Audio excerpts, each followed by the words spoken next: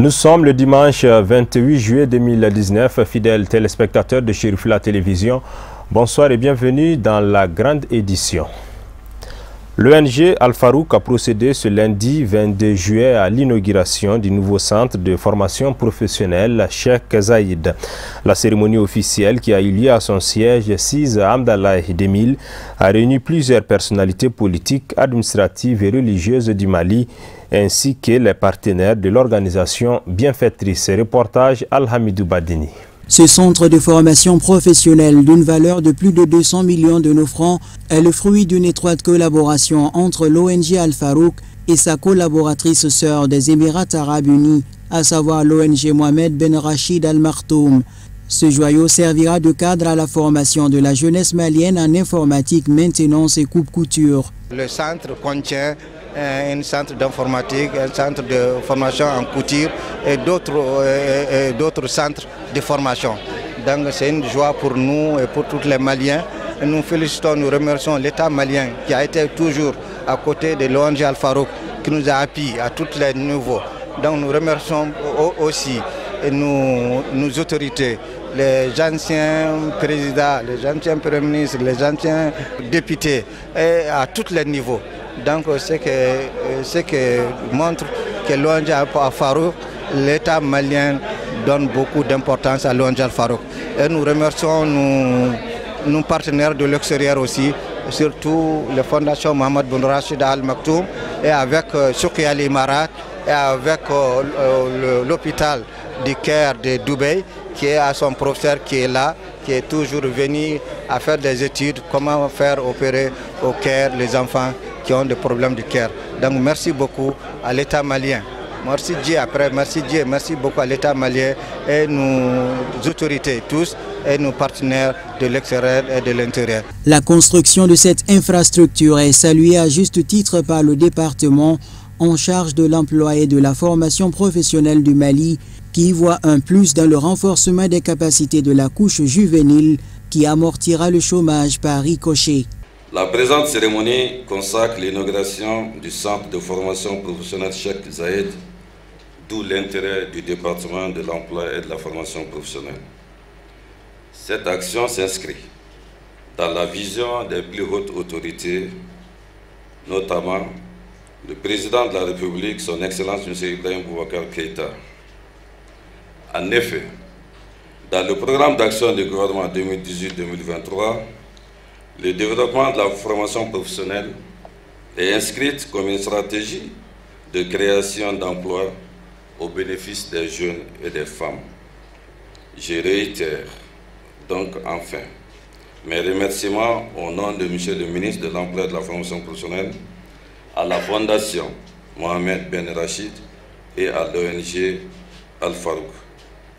Et vous rassurer que le ministère de l'Emploi et de la Formation professionnelle sera toujours à vos côtés pour le développement de telles initiatives. À cet effet, le public a eu droit à des projections vidéo retraçant les différentes réalisations des deux ONG dans le cadre de leur collaboration.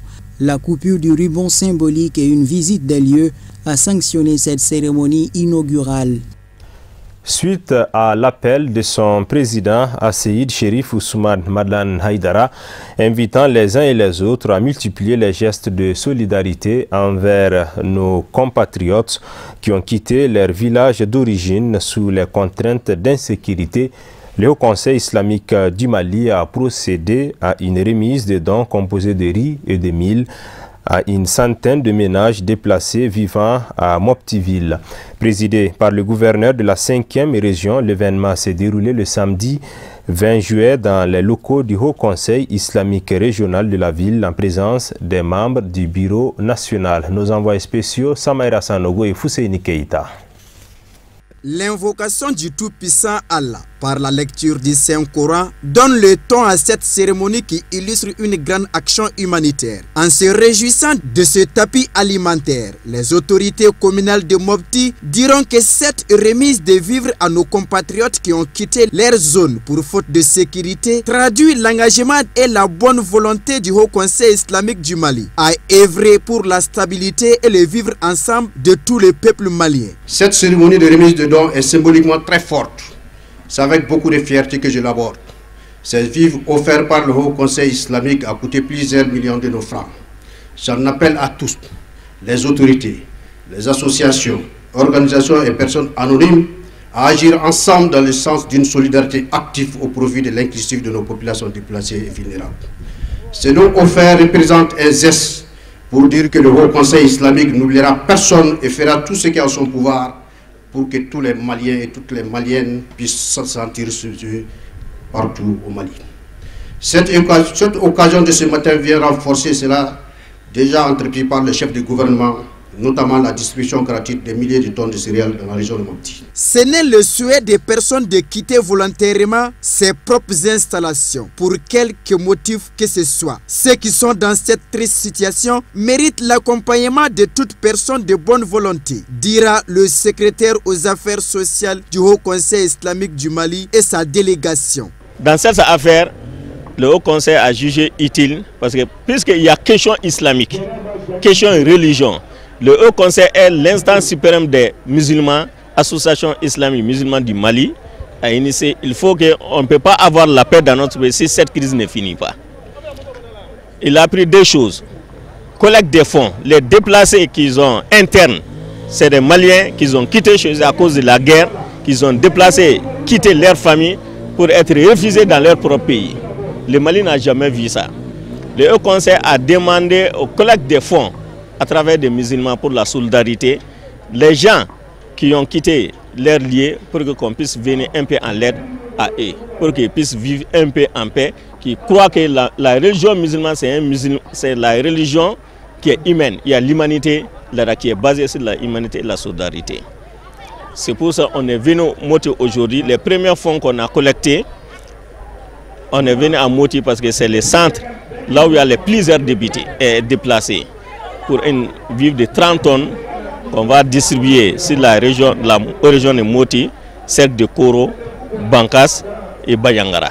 En recevant ces vivres, les bénéficiaires ont tout d'abord affiché leur satisfaction avant de remercier chaleureusement les donataires pour avoir pensé à leur cause. Pour le chef de l'exécutif régional de Mopti, ce geste d'entraide et de solidarité arrive à point nommé car il va donner une lueur d'espoir à tous les bénéficiaires. Il a par ailleurs invité l'instance suprême de la communauté musulmane à une large sensibilisation du citoyen lambda afin de semer les graines du pardon et de la cohésion sociale. Comme vous le savez, nous vivons des moments difficiles dans notre région avec la présence des bandits armés et la multiplication des conflits intercommunautaires.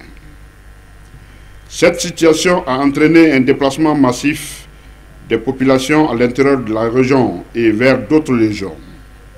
Aujourd'hui, les déplacés enregistrés à l'intérieur de la région à la date du 12 juillet sont de 60 298 personnes pour 10 845 ménages. Devant cette situation, personne ne peut rester indifférent. Je comprends en ce sens le geste du Haut Conseil islamique du Mali d'appuyer les déplacés de la région de Mopti en vivre. Déjà, le Haut Conseil islamique de Mopti a manifesté sa solidarité à l'endroit des déplacés à Mopti en leur apportant des appuis en vivres et vêtements en mars 2019. Avec la cérémonie de ce matin, le Haut Conseil islamique du Mali met à la disposition des déplacés à Koro, Bankas, Banyangara et Mopti 30 tonnes de vivres. Ce geste est d'une grande portée humanitaire car elle permettra à plusieurs ménages de déplacer, de satisfaire l'un des besoins les plus urgents pour eux, les besoins alimentaires. Pour cette étape de la ville de Mopti, 10 tonnes, dont 5 de riz et 5 de mil ont été offerts à 100 ménages. Des vœux de bénédiction ont mis fin à la cérémonie. Une cérémonie de remise symbolique de médicaments destinés aux pèlerins a eu lieu ce mardi 23 juillet au compte du Hajj 2019. C'est une initiative du groupe PharmaPlus AIPP, l'agence internationale de la promotion pharmaceutique, rendue possible grâce au guide spirituel des Ansar et président du Haut Conseil islamique du Mali, en collaboration avec le ministère des Affaires religieuses et du culte. La cérémonie était présidée par le ministre de tutelle Thierno As Diallo, en présence du représentant du président du Haut Conseil islamique du Mali, Asseïd Chérif Ousmane Madane Haïdara. Reportage Sadio Sidibé.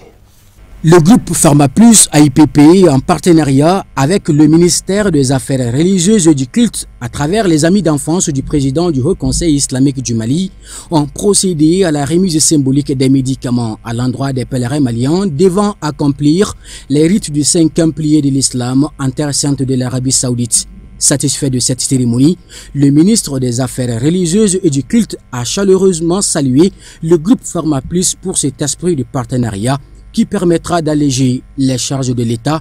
Il a par ailleurs tenu des propos élogieux à l'endroit du guide spirituel des Ansar, grâce à qui ce partenariat a pu se matérialiser. À chaque pèlerinage, nous procédons à l'achat de médicaments. Alors donc, en plus de cette donation, alors donc, nous avons la chance d'être donc renforcés. Nous avons la chance d'être renforcés par des médicaments produits par des Maliens. Alors donc c'est quelque chose de très important pour nous. Ça vient alléger la charge de l'État et ça vient renforcer les capacités d'intervention de l'État. Parce que vous savez que nous faisons beaucoup d'efforts pour la prise en charge des pèlerins. Les circonstances qui font que nous soyons aujourd'hui avec PharmaPlus, c'est dire au Chérif Ousmane Madane qui a eu des amis d'enfance avec lesquels voilà, ils ont partagé de bons moments et qui se sont dit, donc, alors voilà, nous venons appuyer notre camarade d'âge qui, au-delà d'Ansardine, est devenu le président du Haut Conseil islamique du Mali. Le président du Haut Conseil islamique du Mali, non moins président du groupement des leaders spirituels musulmans du Mali et guide spirituel des Ansar, Asseïd Chérif Ousmane Madane Haïdara s'est fait représenter à cette cérémonie par son fils Chérif Ahmed Tidiane Haïdara.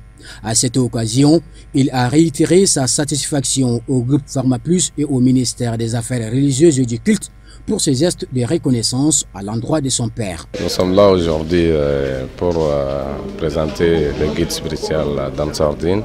Je suis venu à sa place pour remercier infiniment les PharmaPlus parce que ce qu'ils ont donné cette année pour les Hajj, alhamdulillah, nous sommes là pour leur remercier infiniment.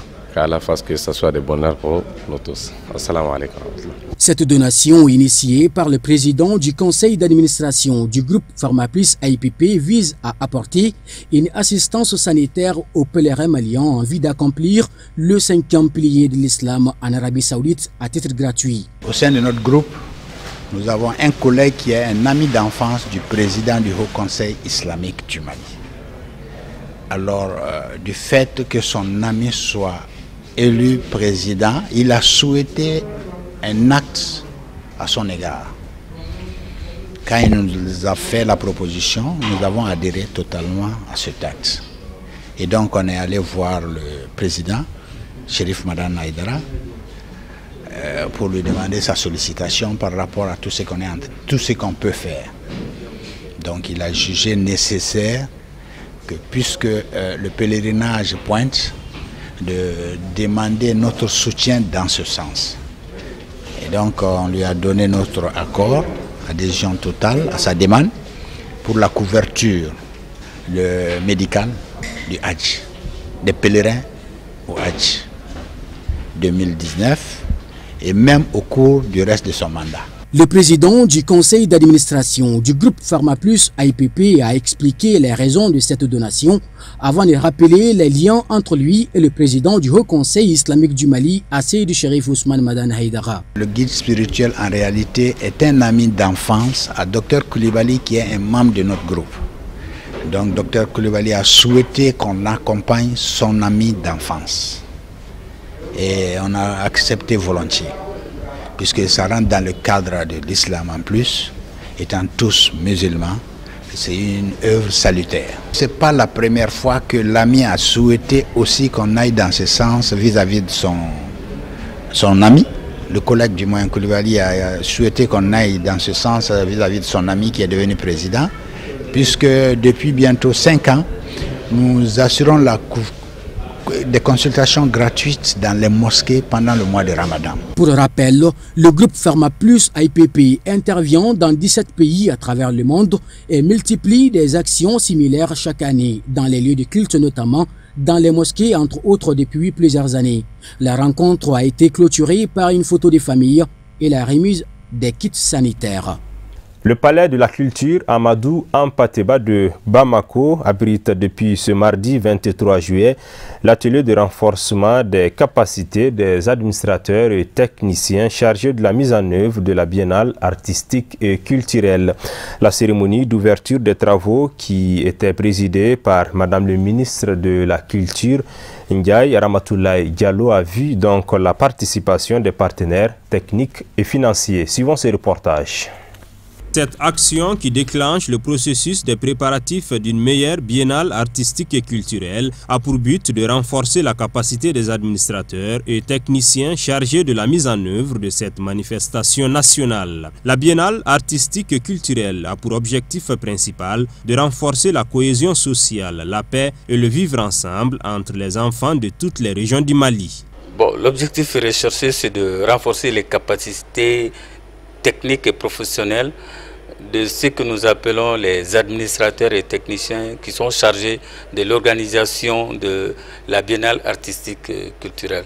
Depuis la base jusqu'au produit fini, ça va porter sur comment il faut créer le produit artistique, de la création artistique, le travail sur ce produit artistique, la mise en marché de ce produit artistique, la consommation de ces produits artistiques. Donc la formation porte sur cette chaîne-là. Le projet Donkunimaya, qui est mis en œuvre par la GIZ, au compte du ministère fédéral des Affaires étrangères allemand, et qui vise à prévenir les crises et à renforcer la cohésion sociale à travers la promotion du secteur de la culture. Le ministère de la Culture est le partenaire politique de ce projet. Quand le ministère de la Culture nous a fait part de son intention d'organiser des ateliers de renforcement des compétences pour les agents en charge de la préparation de la biennale, afin de déclencher le processus de préparation, il nous semblait évident que notre projet devait appuyer cette activité. L'importance de la biennale pour le secteur de la culture au Mali en général, mais je dirais pour la population malienne en particulier, est plus que évident. Tout en invitant les acteurs de la culture à s'engager fermement pour réussir le pari d'une excellente biennale en 2020, Madame le ministre de la Culture s'est dit honorée de lancer les activités préparatoires de la biennale artistique et culturelle qui vise surtout à former une unité nationale. La biennale artistique et culturelle demeure le socle de la construction nationale de la fraternité, de l'édification dans la jeunesse est le maître d'œuvre. La dimension d'un événement national incontournable qui donne le label de la création artistique et culturelle de notre pays. La biennale doit s'inscrire aujourd'hui dans une dynamique d'industrie culturelle et devenir un pôle de développement socio-économique pouvant contribuer à la création d'emplois, à la génération de revenus, donc à la réduction de la pauvreté. L'atteinte d'un tel objectif passe par d'abord la création des infrastructures culturelles adéquates et adaptées qui servent non seulement pendant la biennale, mais aussi après celle-ci. la meilleure rentabilisation des produits de la biennale et des activités artistiques et culturelles, mais aussi la professionnalisation des formations artistiques et des artistes. Rappelons que cet atelier de renforcement des capacités des administrateurs et techniciens chargés de la mise en œuvre de la biennale artistique et culturelle, qui s'est ouvert ce mardi 23 juillet, s'étendra jusqu'au 27 juillet au Palais de la Culture Amadou Hampâté-Bâ de Bamako. Le Chiassou Gabriel Touré et l'hôpital du Point G ont été dotés d'appareils médicaux par les Émirats arabes unis à travers le Croissant Rouge. Les cérémonies de remise se sont déroulées ce mercredi 24 juillet successivement dans les deux hôpitaux, Marietou Diallo et Seydou Niari. La convention de coopération entre le ministère en charge de la santé de notre pays et le Croissant Rouge des Émirats arabes unis a abouti à la hauteur des attentes. Le laboratoire de 3e référence de l'hôpital Gabriel Touré est entièrement réhabilité avec de nouveaux équipements. Le coût total s'élève à 105 millions environ. Nous sommes très heureux aujourd'hui d'avoir une reprise des activités du laboratoire de biologie médicale du plus grand CHU du Mali, le CHU Gabriel Touré. Et ces équipements-là vont nous permettre désormais de pouvoir assurer la continuité du service 24 heures sur 24.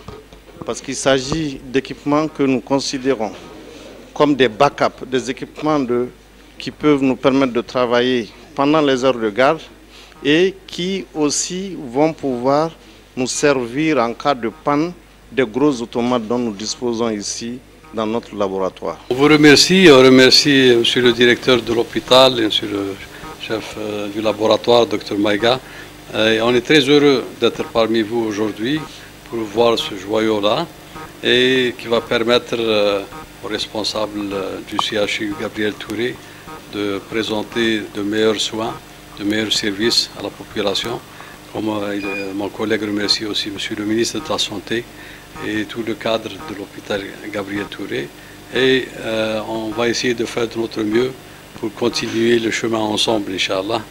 Après l'hôpital Gabriel Touré, cap sur l'hôpital du Point G. Ici, la délégation est reçue par le directeur général. Le service des urgences est également doté de matériels médicaux, notamment des lits. Un forage équipé y est également réalisé pour résorber le problème d'eau. Le montant s'élève à 70 millions de francs CFA. Satisfait pour avoir reçu du matériel neuf qui va rehausser le plateau technique de l'unité des urgences du CHU du Point G. Et aussi satisfaction pour avoir reçu un château d'eau qui permettra à coup sûr de diminuer cette pénurie cruciale en eau que nous connaissons ici. Mais avant de faire des requêtes, permettez-moi quand même de remercier nos généraux donateurs. Vous avez à côté de moi ici les représentants du Croissant Rouge des Émirats. Les requêtes, il y en a. L'hôpital du Point G connaît énormément de difficultés. Nous avons sollicité le concours des Émiratis pour qu'ils nous aident dans le parachèvement de la construction de notre bloc de chirurgie cardiaque et voir éventuellement si on peut l'équiper. Nous avons des besoins au niveau de la dialyse, nous avons des besoins au niveau de notre laboratoire et au niveau de notre service d'urologie. Ces équipements permettront de maintenir le service 24 heures sur 24 et de faire face à la prise en charge des malades avec des diagnostics précis. Le groupe de la Banque africaine de développement et le gouvernement du Mali à travers Dr Boubou Cissé, Premier ministre, ministre de l'économie et des finances, ont procédé ce jeudi 25 juillet dans la salle de conférence de la primature à la signature du protocole de financement partiel du projet d'aménagement de la route transsaharienne section Bourem-Kidal long de 285,83 km.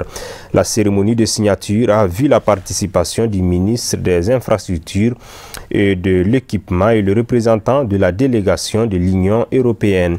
Pour plus de précisions, suivant les interventions de Hali Louise Djoussou, responsable Pays Banque africaine de développement, et Dr Boubou Cissé, Premier ministre, ministre de l'économie et des finances. Ils sont au micro de nos reporters Samaïra Sanogo et Fousseini Keïta.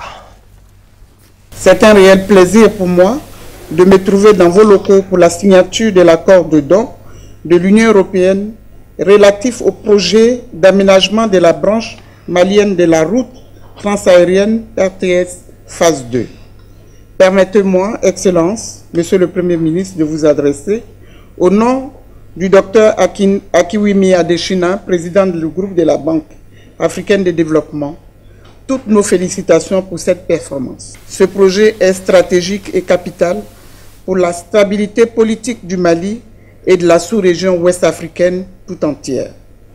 Les régions de Gao et de Kidal, zones de projet, sont enclavées, confrontées à l'insécurité alimentaire, à la faiblesse d'aménagement territorial, au manque d'emplois viables et à l'absence des services sociaux de base. Ces facteurs de vulnérabilité structurelle et endémique trouveront certainement des réponses par l'aménagement de la route. C'est donc à juste titre que la route du projet a été baptisée Route de l'unité nationale par le gouvernement du Mali. Ce projet est une grande opportunité pour la pacification du Sahel, mais il est en même temps un défi. Compte tenu de sa particularité, ce projet est une occasion pour la banque de capitaliser des leçons et connaissances sur comment la banque peut aider à créer le développement dans un environnement d'extrême fragilité qui ne permet pas de garantir la conformité à ces politiques. La RTS2 consiste essentiellement au bitumage de 285,83 km de route entre Borem et Kidal, qui enregistre un trafic appelé à croître, étant donné les potentialités agricoles et agro-pastorales de la zone concernée. L'excellence des relations de coopération entre le gouvernement de la République du Mali et le groupe de la Banque africaine de développement, et particulièrement la Commission européenne, se trouve encore une fois illustrée par cette cérémonie qui revêt une signification singulière pour l'accompagnement de notre pays dans ses efforts de développement économique et social. Par cet accord de financement de dons que nous venons de signer, d'un montant de 70 millions d'euros, soit environ 49 milliards 91 millions de francs CFA, la Commission européenne, à travers la Banque africaine de développement par délégation de gestion, vient de confirmer une fois de plus son adhésion et son soutien aux politiques et stratégies de développement du gouvernement de la République du Mali. Cet accord de financement contribue assurément à la mise en œuvre réussie du cadre stratégique pour la relance économique et le développement durable CRED pour la période 2019-2023, notamment en son axe 2. La paix, la sécurité et le renforcement du vivre ensemble, et aussi son axe stratégique 3, la croissance inclusive et la transformation structurelle de l'économie par le développement des réseaux d'infrastructures. Il est important de rappeler que le montant global du projet est de 110,52 millions d'unités de compte, soit un montant de 132,85 millions d'euros, environ 87,14 milliards de francs CFA. La Banque africaine de développement intervient sur financement du Fonds africain de développement FAD et du Fonds d'assistance technique FAT pour 39,55 millions d'unités de compte, soit un montant de 47,54 millions d'euros, environ 25,95 milliards de francs CFA, et la Commission européenne pour un montant de 70 millions d'euros.